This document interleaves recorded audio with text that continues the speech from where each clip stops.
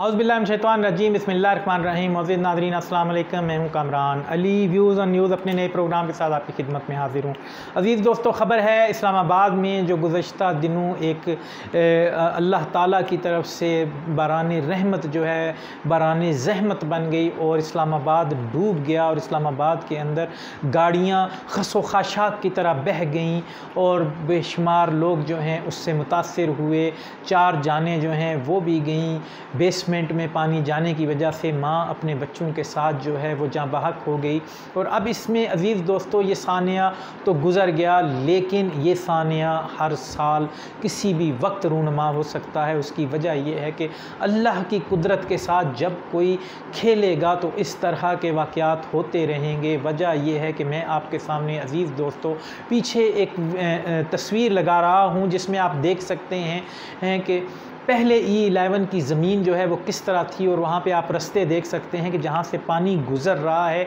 और फिर उन पानी की गुज़रगाहों के ऊपर हाउसिंग सोसाइटीज़ तैयार कर दी गई, प्लाजे बना दिए गए और उसके बाद आज उनके ऊपर इमारतें खड़ी कर देने के बाद पानी के रास्ते जो हैं उनको ब्लॉक कर दिया गया।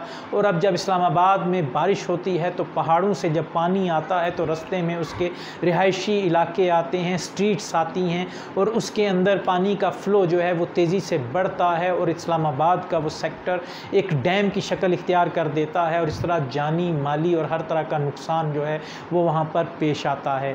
अब अज़ीज़ दोस्तों इस पूरे इस सिस्टम के अंदर जो हाउसिंग सोसाइटी बनाने वाले हैं उनमें हमारे सियासतदान जो हैं और तकरीबन हर जमात के सियासतदान शामिल हैं। इसमें नून लीग के अंजम अकील हैं जिनका नाम आता है कि वो उन्होंने उस हाउसिंग सोसाइटी में बेशुमार नाजायज़ तरीके से मुख्तलिफ़ इदारों से जो है माल बनाया और अपनी लक्ष्मी को जो है इस तरीके से बढ़ाया कि दौलत की देवी जो है उनके ऊपर मेहरबान हुई। उसमें मुशर्रफ के दौर में भी इस काम को नहीं रोका गया। उसके बाद पीपल्स पार्टी की हुकूमत आई, उसमें भी ये सिलसिला चलता रहा। नून लीग की हुकूमत के अंदर भी ये सिलसिला चलता रहा और अभी तक इमरान खान साहब की हुकूमत में ये सिलसिले चल रहे हैं। और चाइना कटिंग और डिफरेंट तरीक़ों से ज़मीनों के ऊपर रियल स्टेट के जो एक काबिज़ लोग हैं उन्होंने एक ऐसा एक चुंगल बना दिया है कि पानी जो है उसको गुज़रने के लिए रास्ता जो है वो कम है, जिसकी वजह से